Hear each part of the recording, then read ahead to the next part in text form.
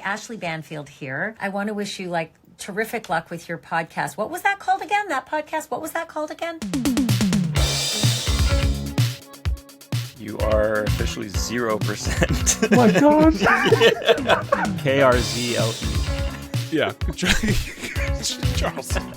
Yeah. Burt Reynolds pulls out a banana. Yes, that's what I was doing. Butterfly kisses. Oh my God. Hey, fuck these drums. The synopsis just isn't good. Oh my God. Okay. And on that note. Welcome everyone out there to a brand spanking new episode of What Was That Called Again? My name is Thomas. I am Will. And this is a movie podcast where each week I select 3 movies and I read their IMDb plot descriptions to Will. And then he has to try to match the plot descriptions with the correct title. He's forced to try to match them I up. am held at gunpoint until I get at least one correct. I've died many times. And hey, quick shout out to if you're listening to us on YouTube, what's up? Hey, tubers. Or whatever you're called. I see what videos you were watching. Ooh, freaky. Thanks for checking us out for an average of 40 seconds. Hey, it's all that matters. So this is within the 40 seconds. So hello, YouTube. There we go. Maybe because we'll have the intro also. Unless dang! I put this in the beginning. I might put this up They front. missed this whole part. They left too soon. This is for the people who stayed. Yeah, for the few of you that stay longer than a minute. Yeah. Thanks for sticking around. Thank you, and have a good day. See you later. Check us out on actual podcasting platforms. Get our downloads up. You can check us out anywhere you get podcasts. You can follow us on Instagram, Letterboxd. All of those things are at WWTCA Pod. You can also shoot us an email. Send us a voice memo, and we'll play it on air. Yeah, at that's right. WWTCApod@protonmail.com.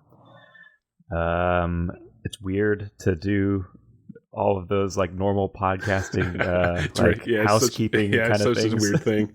It's not us. It's not us, man. We're rebels. Yeah, well, maybe we'll never advertise our things ever again. Never. SloppySecondSales.com.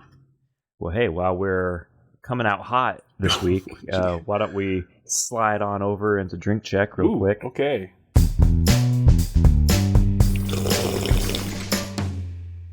You go first. Yeah, I'm.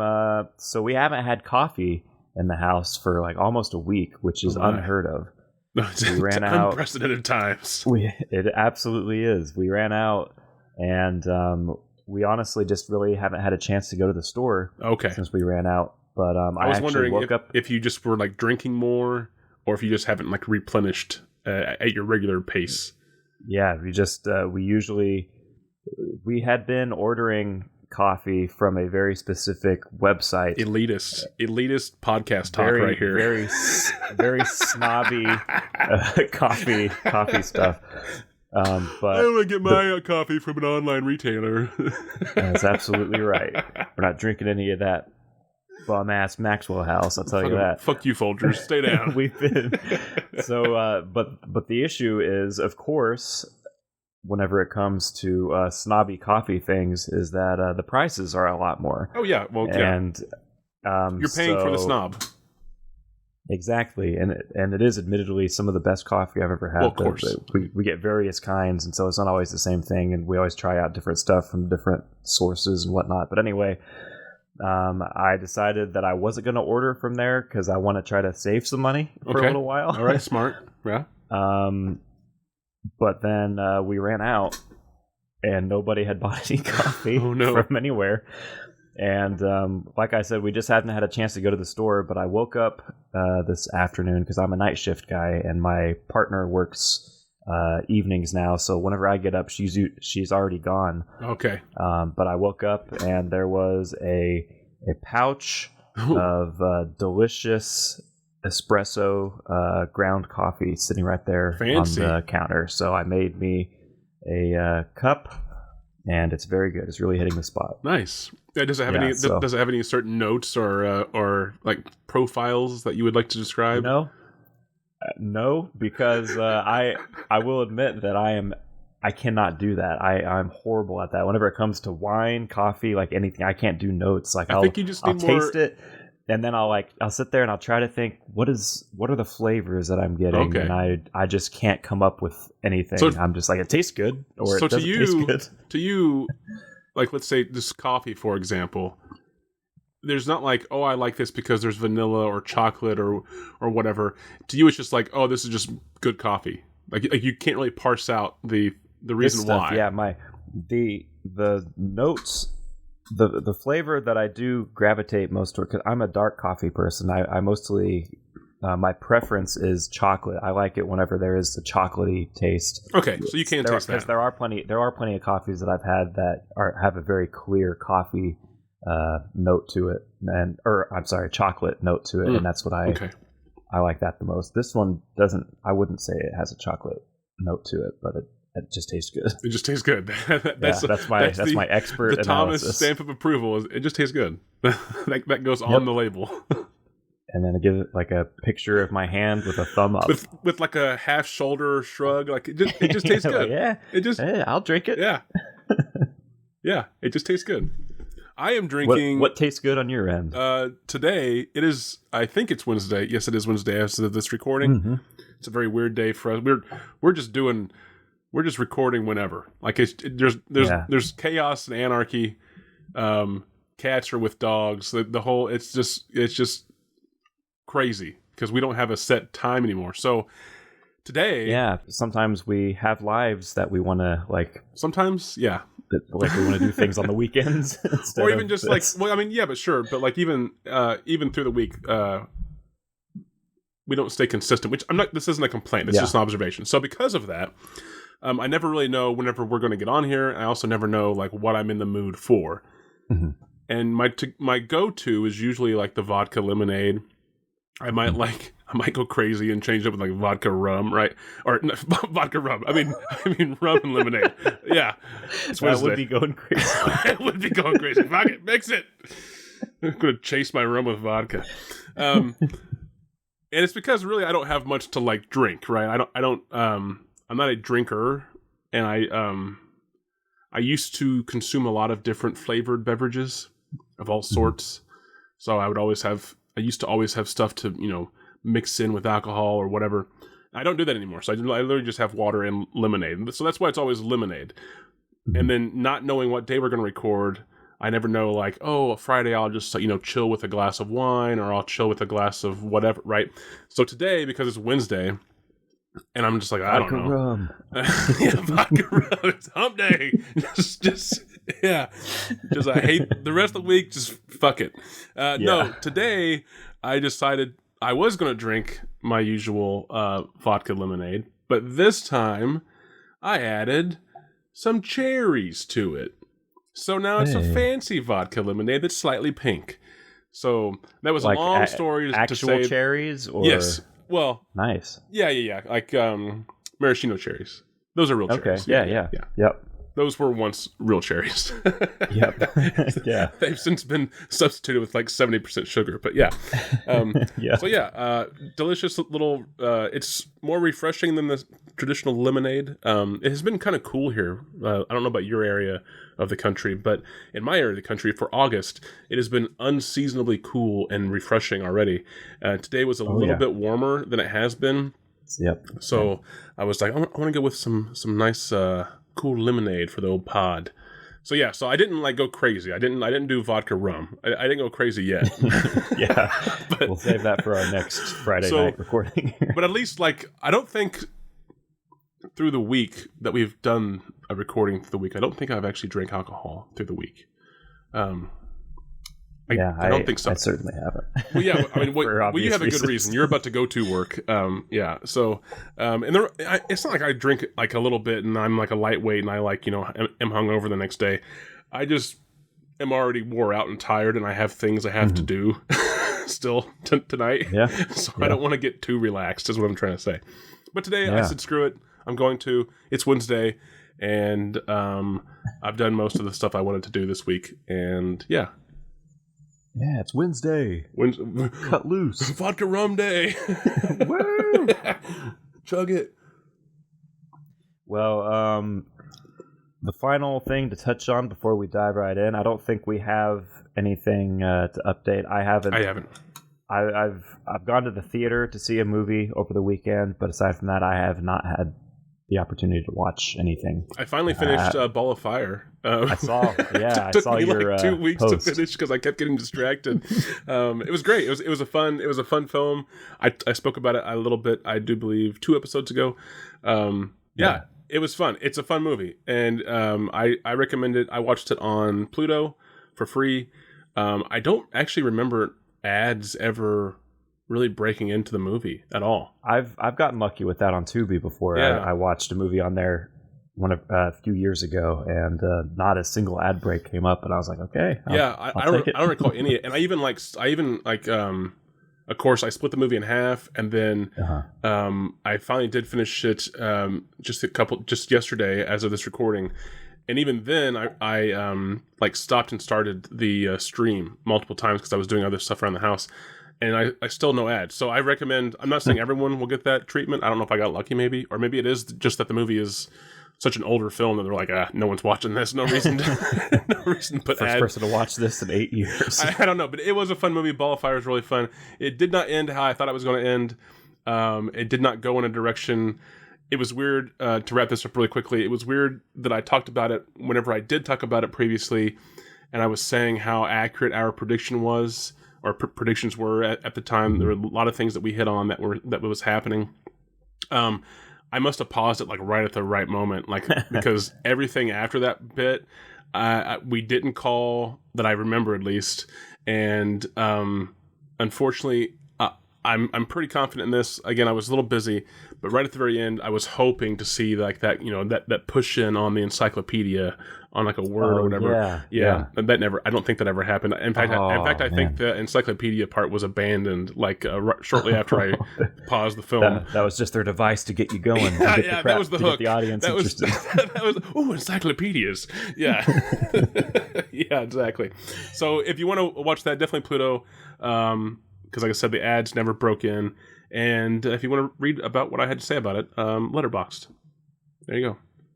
Yep. Shout out to Pluto. Good service. One of the few that doesn't make you pay to watch ads. And I was also surprised. This is weird. And another tangent, but sorry. I always thought that I haven't used Pluto often, and you can correct me on this. So it could be my just ignorance to the platform. But I thought Pluto was that it would not save or record or remember what you had previously searched or watched unless you had an account. I think I'm not sure because I do have an account, so I am logged in on hours. I just I'm not assumed sure that you had to have one, or else because like I said, I paused the film. I thought so too. A couple weeks ago, and I was like, I'll have to try to remember, roughly where I was at, or just start it over again. It has been long enough, and I was going to consider just starting it over again, but then I turned the app back on. The app had definitely been shut off for a while, and I haven't used it since then. And I searched it. It was already in the search history. I was like, that's great. And this is on my TV, not on a computer or anything.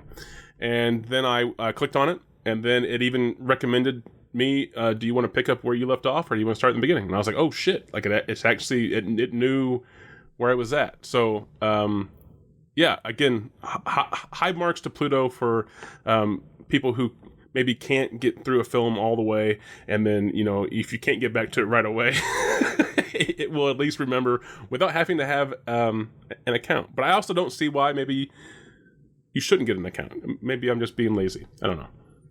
Yeah, also good for people who don't want to spend $120 a year and then still have ads for their other streaming services. Right? Yeah. Yeah, Pluto's great, especially if you have a VPN and you can watch it from other countries, which has various other choices available. Or it can deny you searching movies from other countries.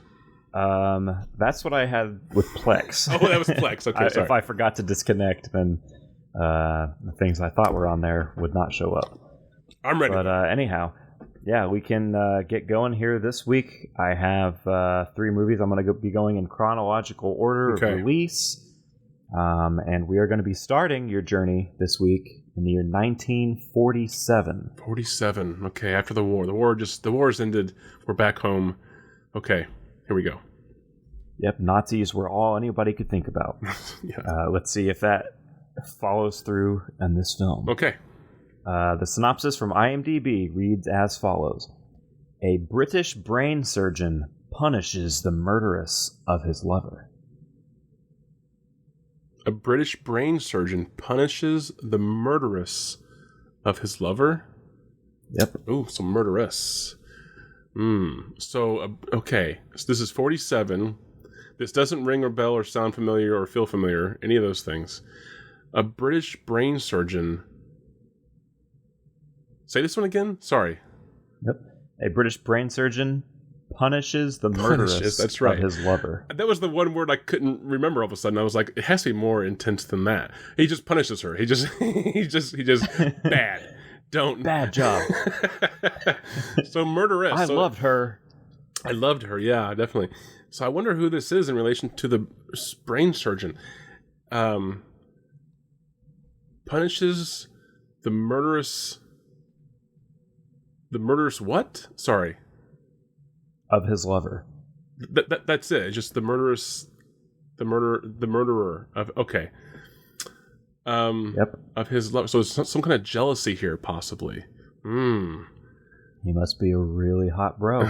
Well, I mean, brain surgeons, they're always the catch.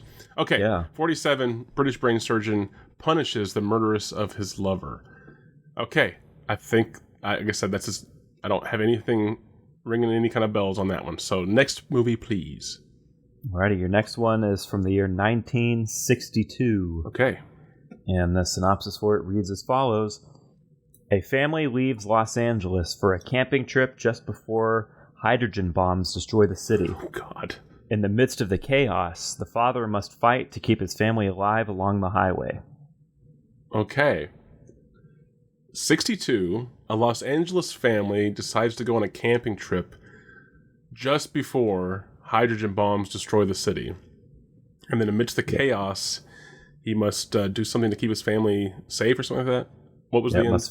Must fight to keep his family alive along the highway. A fight to keep his family alive along the highway. This is very America. 62, interesting. Okay, this doesn't sound or feel familiar, but I have seen a movie like this, at least in the same vein. But it definitely wasn't Los Angeles family. There was no camping involved. I don't even think it was a hydrogen bomb. So you saw a movie just like this once. I saw a movie that was exactly like this with everything different. No, like the similarities were that there was nuclear bombs. There was some kind of bombing of the United States, and then the aftermath and fallout of that, and trying to survive, but not along a highway. There was a highway involved, but just for a scene. Okay, next movie, please. Your final one is going to be 1965. Okay. And the IMDb synopsis reads as follows. Scientist Jim Graham saves his boss's wife from suicide, but then falls in love with her. Ooh, Jim. Jim, behave. Yeah. What was his title again? Just scientist? Baby. What? Yeah, just scientist. Scientist Jim Graham saves his friend's wife from suicide. Boss's wife. Oh, his boss's wife. Sorry. Okay, that's a little better. His boss's wife from suicide, and then falls madly in love with her? Yep. That doesn't sound feel familiar. It sounds like Jim's a homewrecker, though, possibly. Unless she was depressed because her marriage was falling apart. I don't know. I don't know. Maybe his boss is a horrible person. Could be. Okay. Let me try to recap these. The first one was 1947, and it was about a British surgeon who punishes, and that's it. It doesn't go into any details of what the punishment is, but just punishes his lover's murderess. the murderess of his lover. That is correct. Okay. I wonder again the punishment sounds so, it leaves out a lot clearly, but I wonder if he like does something with her brain maybe, or if he puts her brain in like his lover's brain in her. I don't know. Yeah. Okay. Yeah. Okay, and then the second film was 65? 62. And this one was about the Los Angeles family who decided to go on a camping trip just before a hydrogen bomb destroyed the city. And the father of the family fighting to keep his family alive along the highway. Correct. Okay. The last film was 1967? 5. Okay, that was where the 5 was. Yeah. 1965. And this one was about a scientist, Jim Graham, saving his boss's wife from suicide. And then he falls madly in love with her. Correct. Okay. Yeah. I'm curious where the titles are going to take us for this week. Yeah. There's really, I mean, I guess like the theme is sort of like that post. Well, I mean, the first one is too early, but it's sort of like a nuclear age sci-fi in the last two at least, but they're both in the 60s. That first one is sort of an outlier as far as this goes, but it is kind of maybe sci-fi with the brain surgeon. So yeah, okay, title me please. Okay, your first title is going to be The Upturned Glass. Ooh, The Upturned Glass. It's very, almost sounds like a novel, right? It sounds like, like the title of a novel. The Upturned Glass. What does that mean? Okay, so is that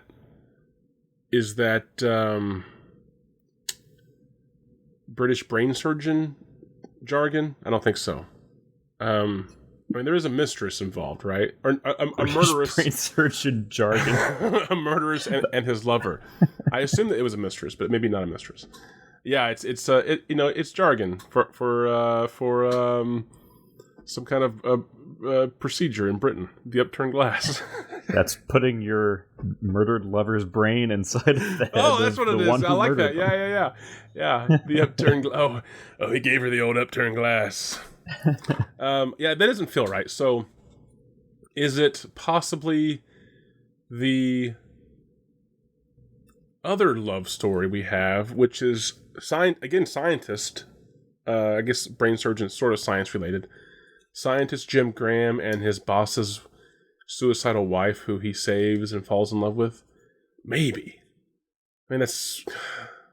But the first thing that this title, The Upturned Glass, conjured in my head was, like I said, a novel, the title of a novel, and I'm kind of feeling like it goes with the 62 film about the Los Angeles camping family who fled right before, or left right before they got bombed by a hydrogen bomb. I don't know why I'm feeling that. The Upturned Glass. It just feels right for some reason. That's all I can give you on that one so far. The Upturned Glass. Okay, give me the next one, please. All right, your second title to go off of is going to be Panic in Year Zero. Oh gosh, okay. Well, that one feels like maybe post-apocalyptic already. Panic in Year Zero. I mean, it definitely doesn't feel like that would be tied to the British brain surgeon murderess and his lover. That Panic in Year Zero? Yep. Panic in Year Zero. That really feels like it has to be some kind of like, we're gonna start counting years again after the bombs go off. Well, wipes the slate clean. We're gonna be back at zero. Yeah, right. Start over again. Year zero this time. Because and then the whole scientist. I mean, it doesn't say what kind of scientist Jim Graham is, or what science is his focus, what his discipline is. He's just a scientist. And he works, he apparently works for somebody, some company, something, has a boss. Boss's wife isn't happy. But is there panic and is there a year zero? Don't feel so. So far, both titles I'm putting with the 1962 film.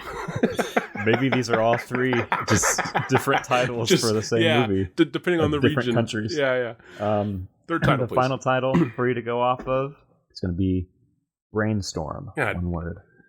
One word. Okay, Brainstorm. I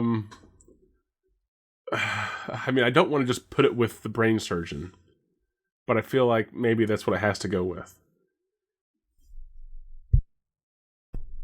Are we looking at a double blind, double bluff? God, probably. I don't know. It could be triple blind. Who knows? Could be. Could be. You don't know what I'm doing. Okay. I guess the only thing I can do is maybe try to like, what ones are they not? Okay, so Brainstorm. Classic technique. Right, yeah. I think it's worked before, maybe. Brainstorm. I don't feel like Brainstorm would go with the hydrogen bomb thing. Just because there's no inclination that there's any brain. I mean, like intelligent part of this plot. It's just a family that's going camping. Yeah, a bunch of fucking idiots. Right? So it's almost like a survivalist story. And I can't imagine that Brainstorm... yeah. So I don't think Brainstorm goes with that film.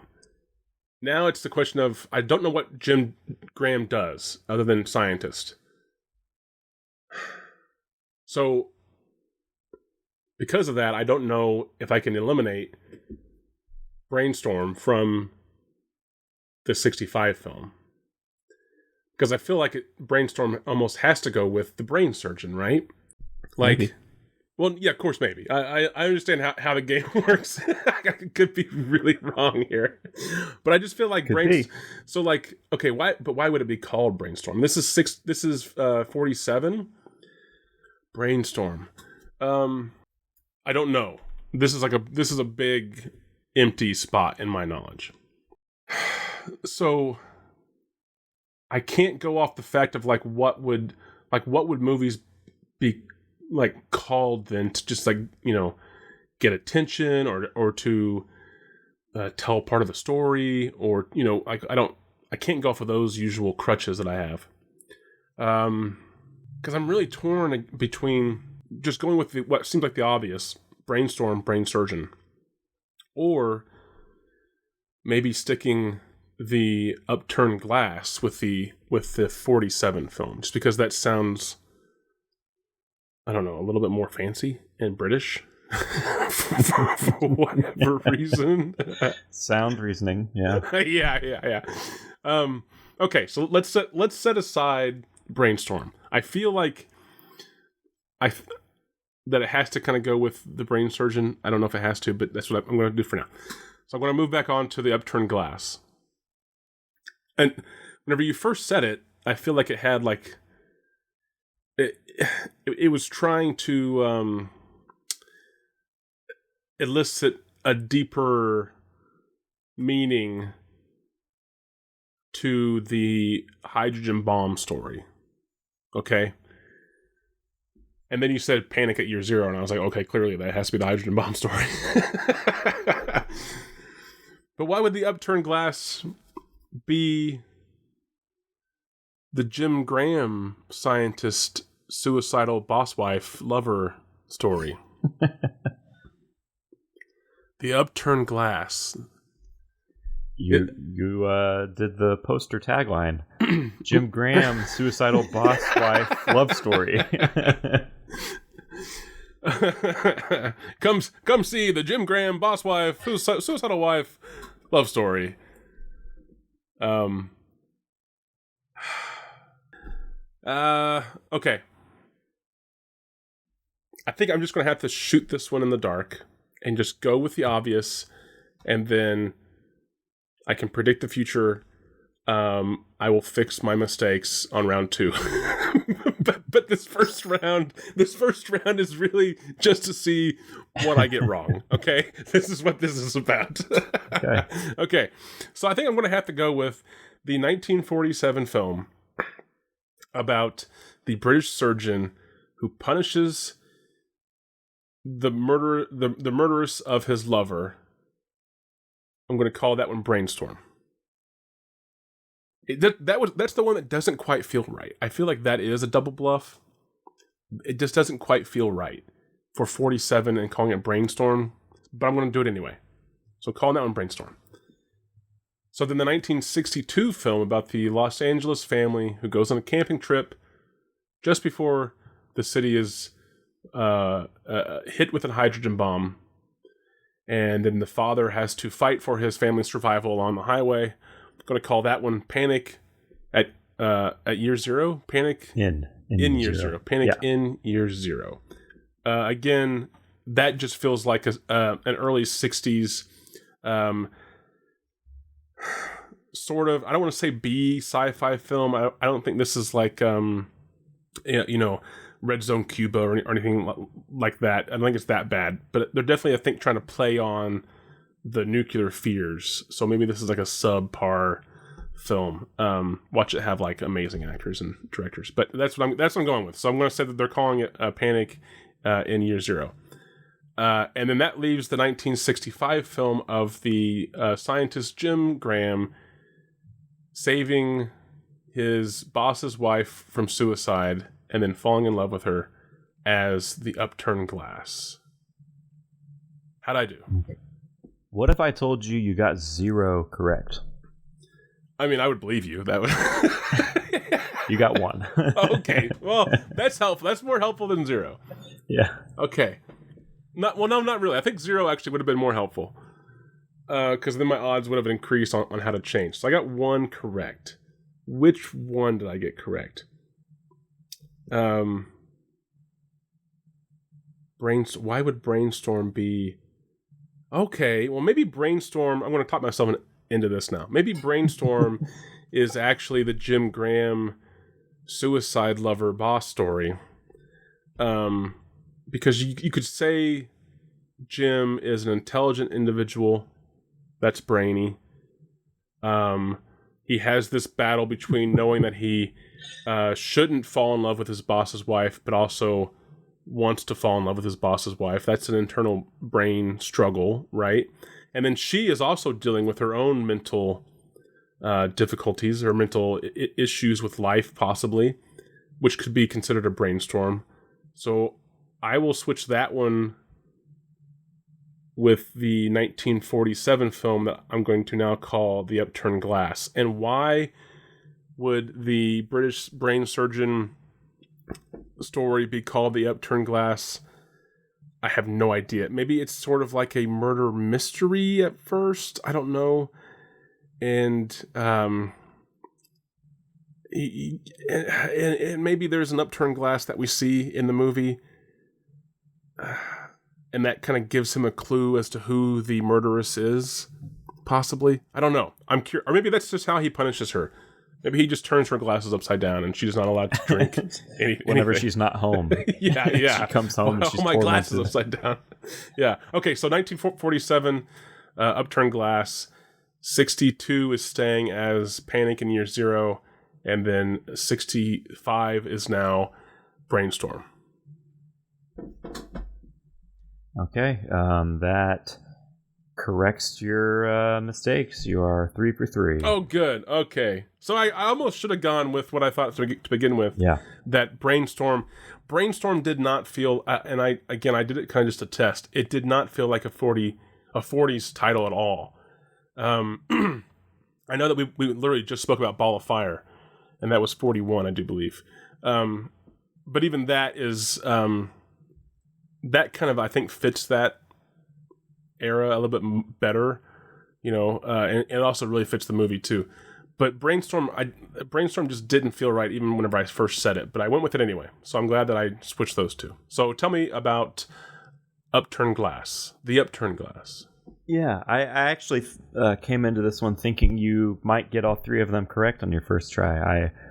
I shouldn't have that much confidence in me. Yeah, I was going to say, look at you for having confidence in me. Full on you.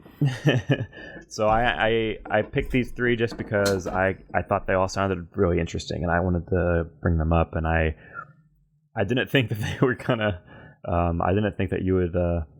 I mean, I figured you would get the second one, and then I wasn't sure if you were going to switch the other two or not, and then you did. So The Upturned Glass from 1947 is directed by a Lawrence Huntington. All I have for you on this one is that it is, at the time of recording, available to stream on Tubi. And the film co-stars husband and wife James Mason and Pamela Mason. Pamela Mason is credited under her previous name, though, Pamela Kellino, in the film, though they were married in 1941.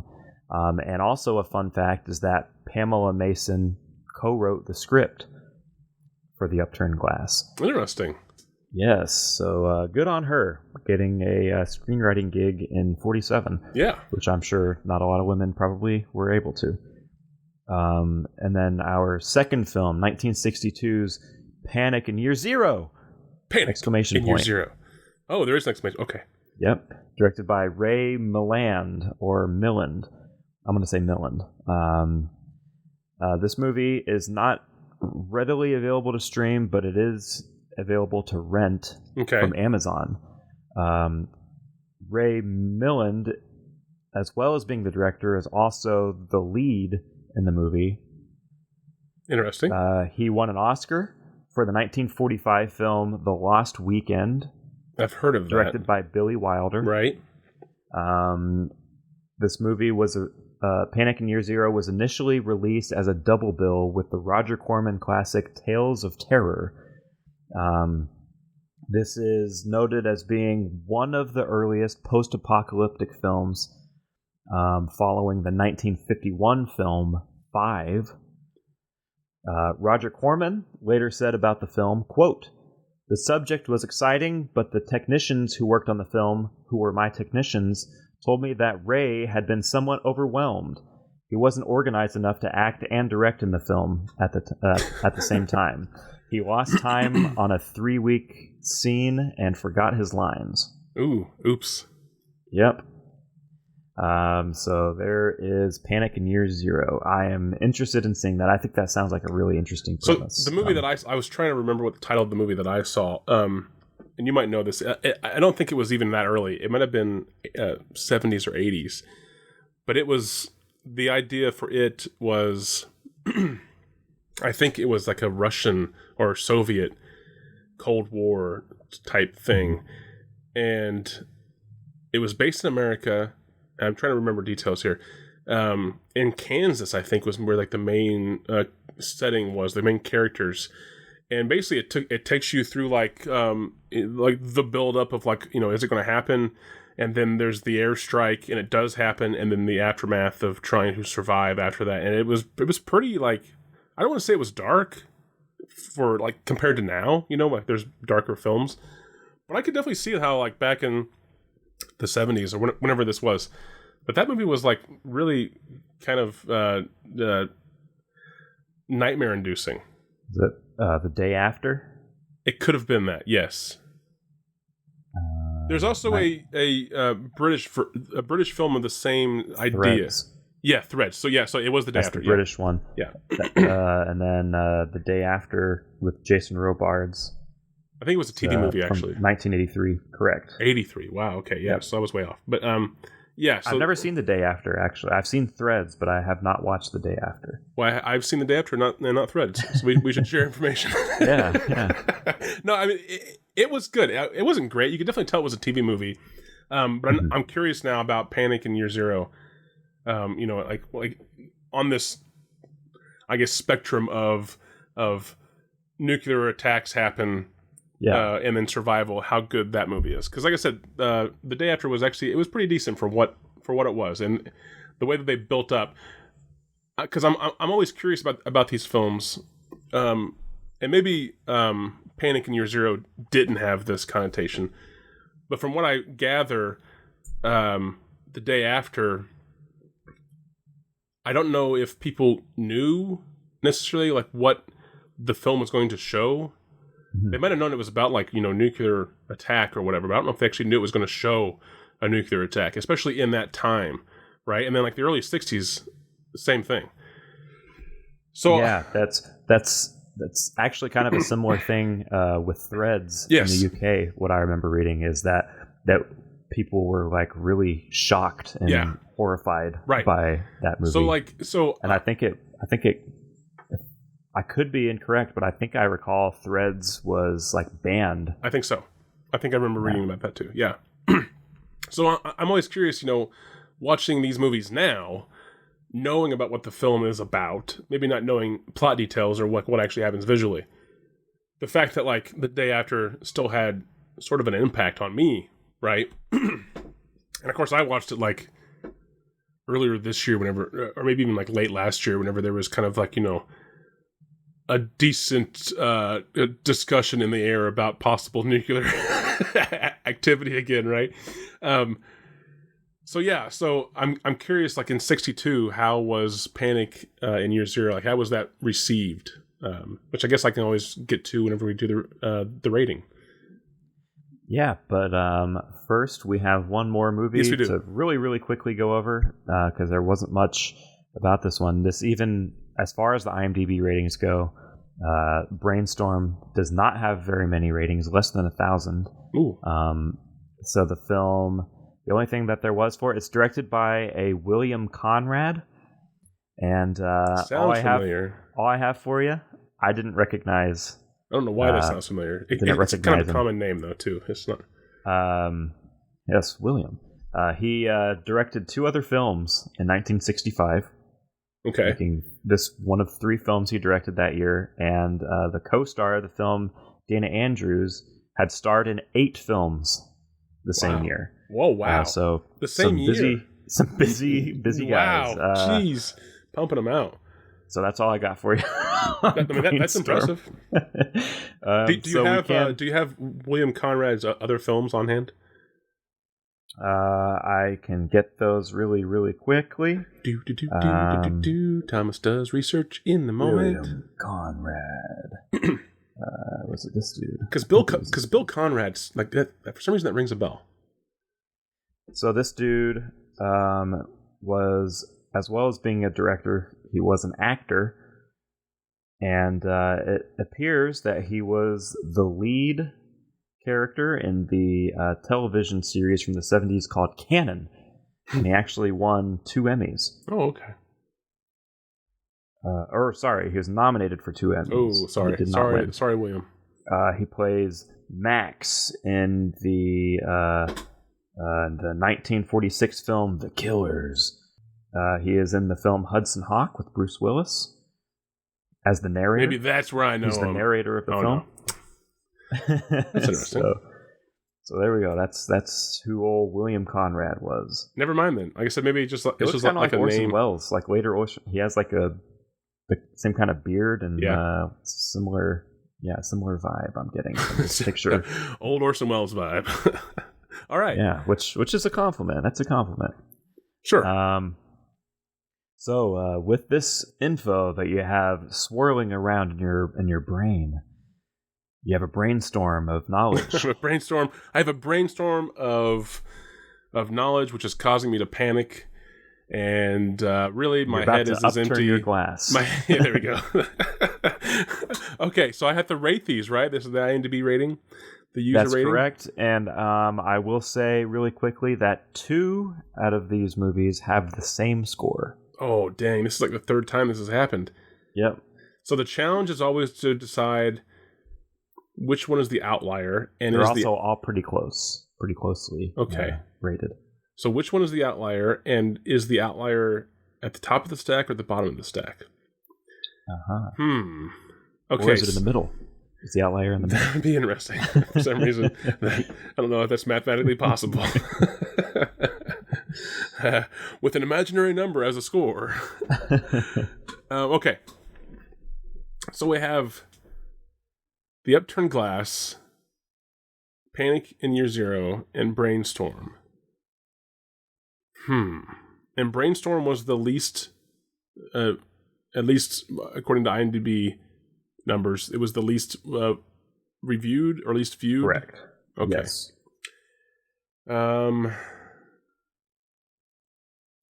Man, I have no idea. So which 2 are tied?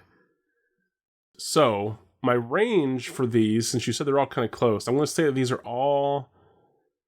Oh man, I want to say all within 5, and maybe even tighter than that. Like maybe the highest is like 5.5, 5.6, and then the lowest here is 5.2, 5.1.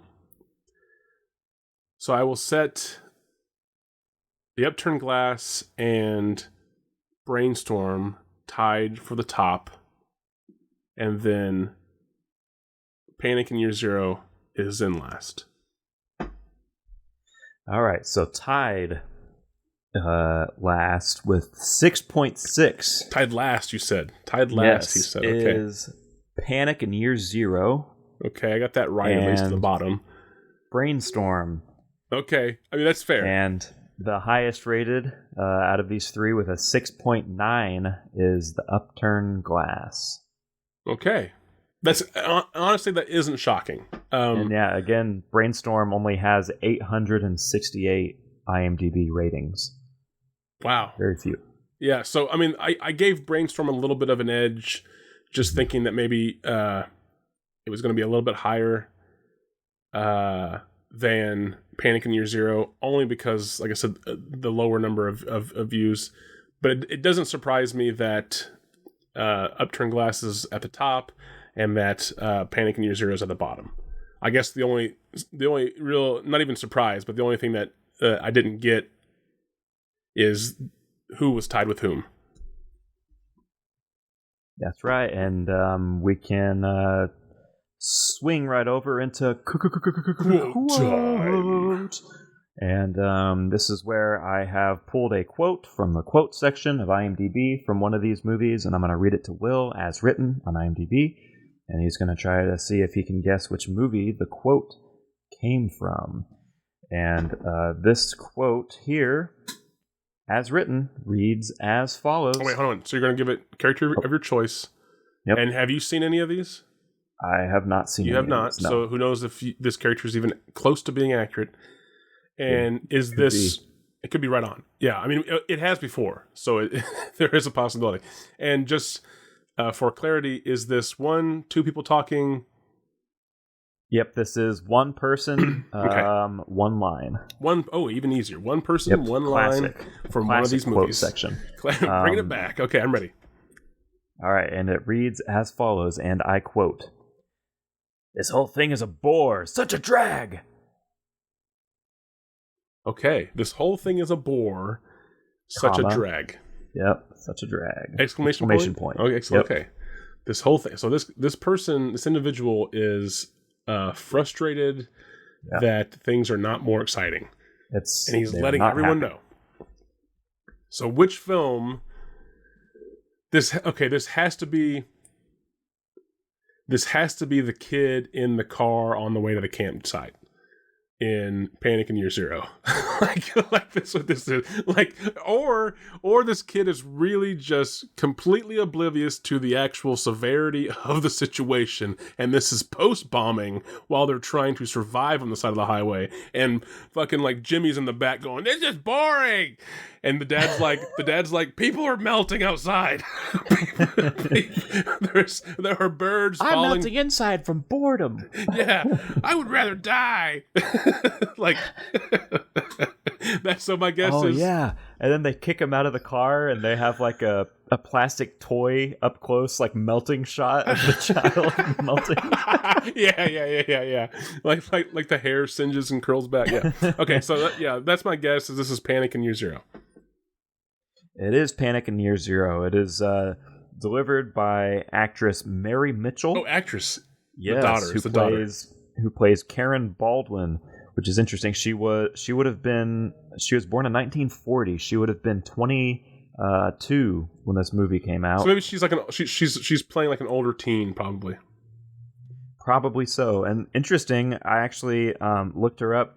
So, along with being an actress, she had appeared as an actress in The Munsters, Hogan's Heroes, the Jack Hill film Spider Baby. Oh, okay. the Coppola film Dementia 13. And then she also had a career as a script supervisor, and she worked as a script supervisor on the Bram Stoker's Dracula. Wow. From Coppola, and also as a script supervisor on The Mask of Zorro with Antonio Banderas. So that an interesting career that Mary awesome Mitchell career. had. I mean, it basically sounds like she found acting gigs that she could get and had a good time, and then found a nice, comfortable place in the film industry and stayed there. That's awesome. Yeah, she even was a script supervisor on Scary Movie 4. Wow. So this person can look at words. This person knows what needs to be said. That's great. And it all goes back to this whole thing is a bore, such a drag. Such a drag. Yeah, I definitely... Such humble beginnings. Like, it didn't take me any time to kind of pick... Like, that's a bratty kid being dragged to some place they don't want to be in the summer, in the car. And like I said, I'm only assuming that that's to the campsite. We made fun of it and said it was after the bombing, but I'm going to guess that that's to the campsite, or even while camping, possibly. Yeah, and I forgot. So before the quote on IMDb, it actually has a parenthetical that says, "Speaking of nuclear holocaust." Oh my gosh, what? Yeah. So it's during. So speaking of nuclear holocaust, Karen Baldwin, : "This whole thing is a bore, such a drag." So she thought it was going to be more thrilling, is what she's saying. Yeah. She thought she was going to see some people, like, burning it on fire and stuff, and it's like, God, nothing's happening. Yeah, she was pretty excited at first, and then realized that it wasn't what it was all cracked up to be. That's funny. But the one thing I can't stop thinking about, I don't know about you, is I want to know what it is that our British brain surgeon did to punish the murderer of his lover. The murderess of his lover. I want to know what this punishment is. Yeah. So, well, first of all, how does he know that this murderess is the one who murdered her? Right. So, I don't know because. How did she murder her? Okay, let's answer all those questions. So, a lot of questions. Well, but I think you're right to ask that, because I think the method of murder dictates the punishment. Should the punishment match the crime? Yes, yeah. So the punishment match the murder. Okay. So how does he know? That's the first question. Because I'm really curious about that. It sounds like a love thing, like possibly like a love triangle, maybe, or maybe even just like a jealous. I don't even want to say lover. Like maybe what they did was they flipped the script, and instead of having like a jealous guy who can't get the girl, they had a jealous girl who can't get the guy. And maybe like they were like, maybe she was like his lab assistant, and she liked him, but he wouldn't give her like, the time of day because she's under him and he's dating this some model or whatever. And she thinks that she could do better because she's smart and she's intelligent, and that's what he deserves to be with. I'm just I'm really assuming here a lot, but I feel like that's kind of what it is more than this was just like a random serial killer that happens to be female. I feel like all three of these people are connected in some way. Yeah. So I agree. So then, what is the act? What does the murderess do to the lover? What do you think? So she tells him like, I'm gonna head out for my lunch break. I'm gonna go get a pork pie and some tea. And he's like, he has a patient under the knife, so to speak. And he's just like, okay, I'll see you back here in an hour. Just gonna pause this surgery. Where it's a person's hold here, like the top of their skull is like separated, and he has like the utensils going to work on the top of their head. Yep. And so she leaves and goes over to the house, and she knocks on the door, and she is like, Karen, there, I need to talk to you really quick. And she comes to the door. She gets ambushed And this, what did you say her profession was? I said that she was like maybe murderess? like a lab assistant or like or not a lab assistant, I guess, because she's not in a science, she's a surgery room, so maybe she's some kind of like nurse's aide or doctor's aide, something in the surgery procedure she helps with. She works underneath this British surgeon. We can change that though. No, that's fine. She ambushes the lover. Okay. And I think it's just I think it's as simple as she scalps her, Okay. That's what I'm thinking. saws Yeah. the top of her skull, takes like 2 handfuls of her brain and like smears them on the Oh my wall. god, that's amazing.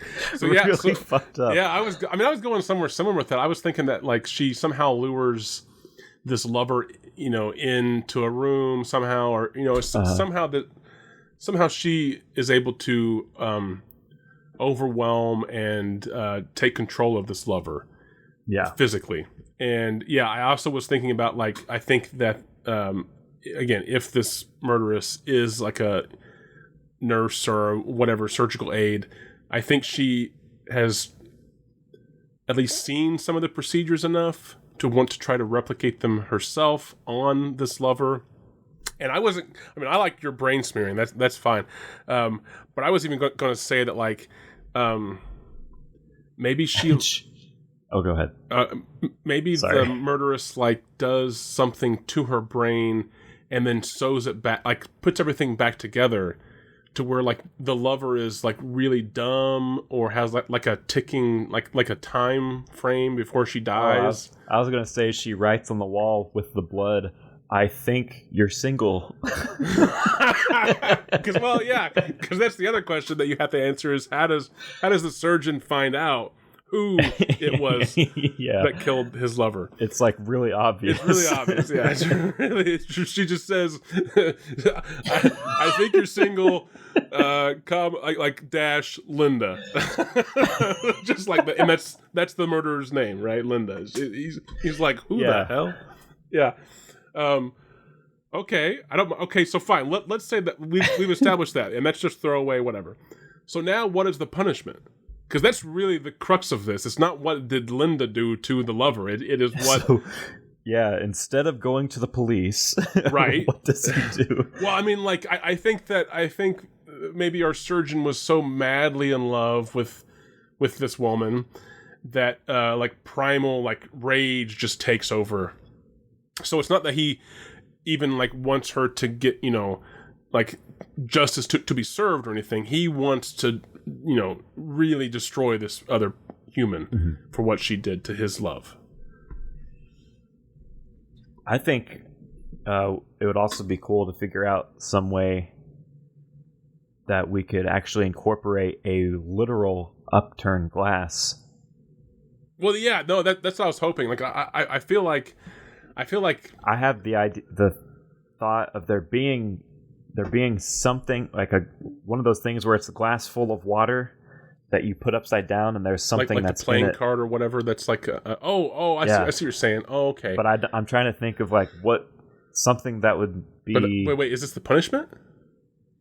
I don't know. Okay. I don't know. I don't have an idea. I just a thought that I liked of there being something that she would need, like something that would save her life or in some fashion, but it's within the glass that's upturned, filled with water. But it's something that, like, in order to pull it out, the water would have to pour out, and that water pouring out would kill her in some fashion. And I'm trying to think of what that could be. So like electricity, like some kind of like a saw trap. Yeah, right. Yeah, exactly. Yeah. I mean, he is a brain surgeon. But I was struggling to think of what that specific scenario could be. Let's see here. I mean, I kind of like the idea. If there is some kind of like electric wiring or something, and she would have to unlock herself from it or something, and the key is within this water-filled glass, and the only way that she could possibly get that key out would be to spill the water that's within the glass, and if she spills it, then she'll get electrocuted in some way. Okay, yeah. Let's try to figure that out. Okay, so where is she whenever that moment happens? Is she like just in a room? Is she like tied to a bed? Is she like does she just like walk into like a place and all of a sudden there's like where is clearly she has to be on something that has I imagine her being the wires. Yes, I don't know. I just picture her sitting upright like in a chair, and there is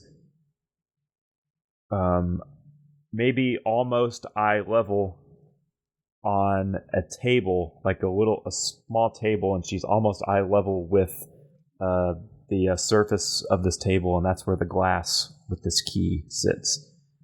Okay. In a dark room somewhere, like maybe top lit by like one light. One of those like surgical lights or whatever, maybe. Oh yeah. Right. Yeah. Okay. So then, and you're saying like there's a key, so she's shackled or like chained or something to this chair or to this whatever she's on. Yeah. Okay. Yeah. Okay. And then is he in the room? No. His voice comes through an intercom that says, "I want to play a game." This is really like Saw. And You spent your life. James Wan just like watched this movie once. Was like, I'm doing that. No one's seen this movie.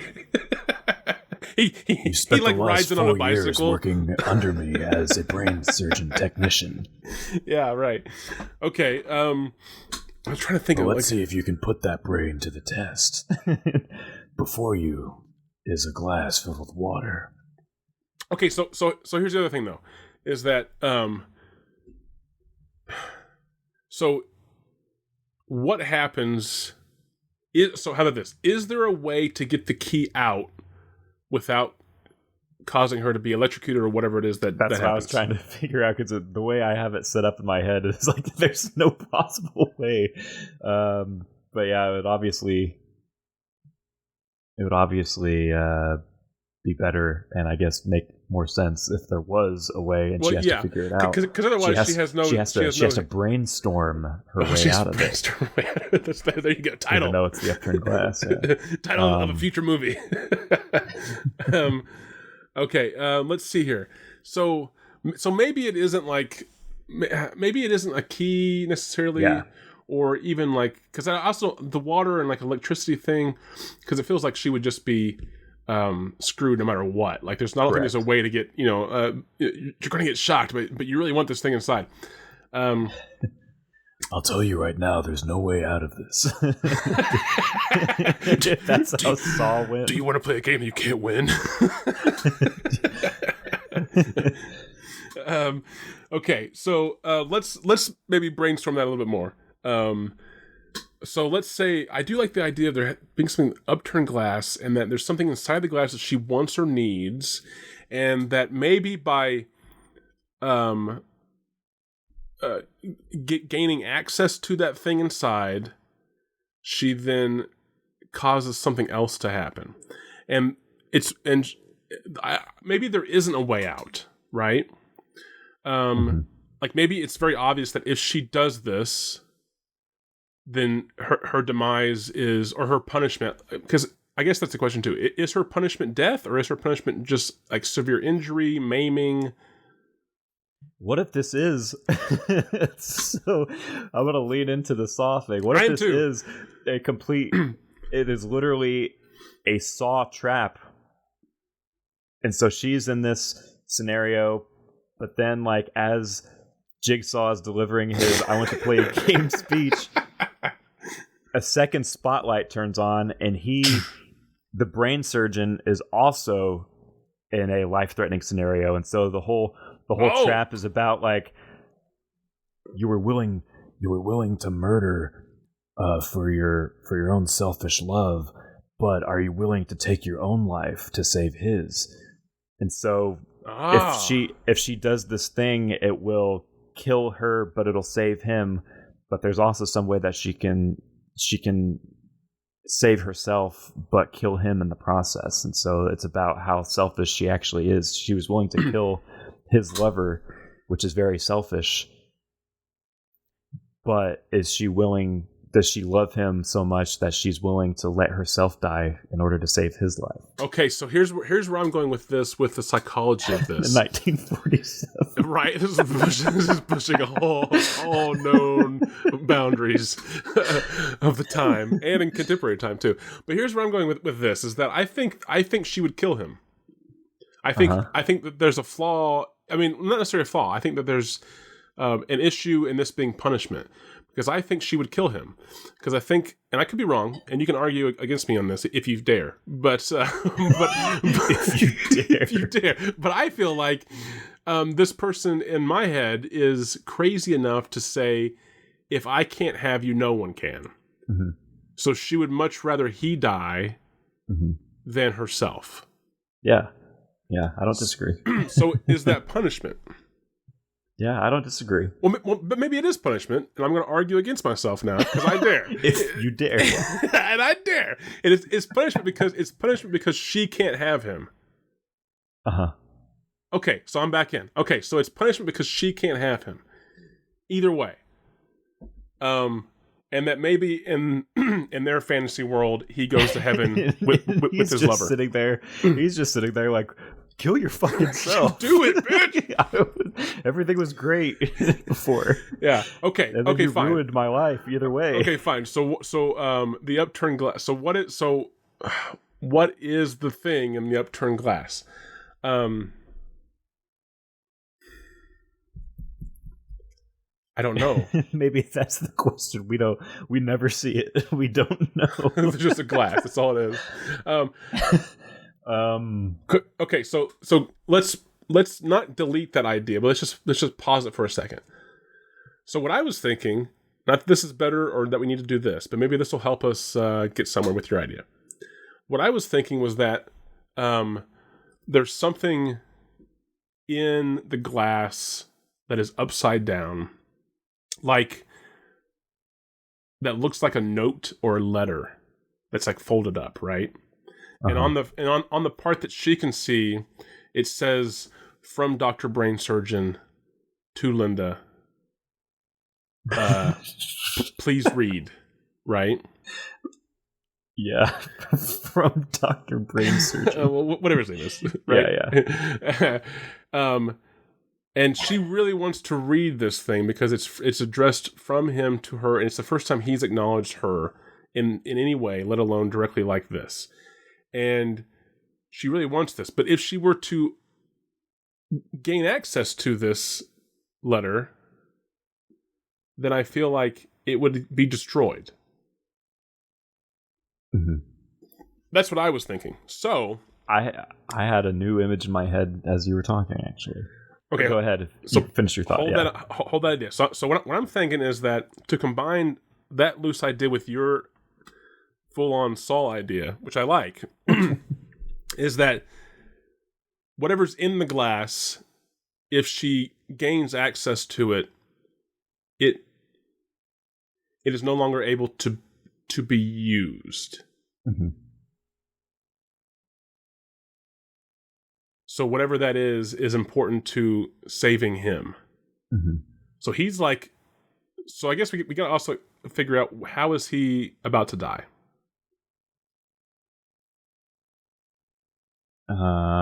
Or how are they both about to, like what is the thing? What is the Saul trap death moment? Like, right?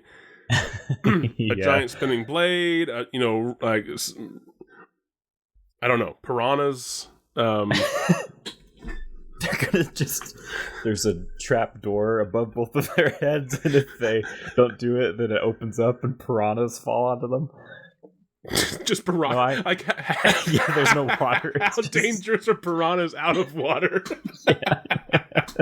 They just flop around. Yeah. Like, oh, I thought this was going to be more intense. Nope, that's it. No, so the redo idea that I had in my head is that it is just her. Okay, back to that. And she is within this contraption. Okay. And so there is so the bottom of this contraption is around her neck. Okay. Yeah, it's a bear trap. and it's like a funnel that goes up to the top of her head. Okay, so she's able to reach up there. So this thing, she can't scratch herself. This thing is closed around from the back to the front. So on the front of her, there is a crease where it would open up to the left and to the right, so she could get out of this trap. So it's closed around her neck. Okay, and it is a funnel. Okay, I sort of follow. It's stationary. It's not like attached to her body. This thing is stationary, and it's just around her head. Okay, so she's like in it. Her head is, at least. And there is a lock on the front of it that she can unlock to open it up to get out of it. But she can't see. But on top of it are those keys and the upturned glasses, but only one of them is not an upturned glass filled with like corrosive acid of some kind. Okay. So she has to try to figure out. So she has to Very elaborate. Lift all of these up to get the keys out. But with each one that is filled with this corrosive, like flesh-eating acid or whatever, whenever she lifts it up to get the key out, it pours into the funnel. So it starts filling her up. Or it just like starts to slowly eat away at her neck and then like drain out down her body. So with each one, it eats away more and more at her. That's what I started thinking. Okay, we're gonna revise it. So what we're doing, listeners, is we're going through what we do in the writing process. We're going through drafts. So I like that draft, but I want to steal from it and build upon it. So from 1947, still from the title, not even a quote in the movie, just a title and a vague plot synopsis. But I'm going to go back. I like the idea of them both being in the room, and I like your idea originally of her having to decide his fate or her fate, and the punishment being that one of them dies, meaning that her punishment is that she cannot have him. Does she want to live with that, or does she want to live without that? So, I also like this whole funnel thing, though, but maybe not. Flesh-eating acid. Maybe it's just simply water. So they're both, or how about this? Both of them. Both of them are in these, but their heads are in buckets basically, and the bottoms are cut out of buckets. Okay, and there's only so much capacity in that bucket, like you mentioned, and it's sealed against their throats, so nothing can leak out. And he is sedated, and she's been told this by this voice. We'll say that this record player in the corners telling her things. That's timed perfectly, by the way, for all her emotions. Anyway, beyond that, no, there's an intercom system. There's a tape player or something somewhere. A reel-to-reel. There it is. So she sees him across the room, sitting in the same chair that she's in, with his head in we have to assume that it's him because we can't see his head. Or how about this? They're clear buckets. I want them to see each other. Okay, but he's sedated. She can see out. She can see that he's over there. These clear containers around their head. And above her arm reach, as she's secured to this chair that she's in or whatever, this operating chair, are a bunch of strings and a bunch of keys tied to those strings. And those strings go up to pulleys, and above each of them are glasses of water. So there's hundreds of keys above her reach, and each one goes to an individual glass of water, sort of on both sides of them. And you can't really tell which key and string goes to which glass, her glass or his glass, right? So she needs to pull on these keys to try to unlock her cuffs, and each one she pulls on either drops a glass into her bucket or into his bucket. So the more she gets wrong, the more this thing fills up. But now, how do we get it from random chance into her making the decision to drown herself or to drown him? So like the voiceover comes over, haha, you see, there actually is no way out. One of you has to drown.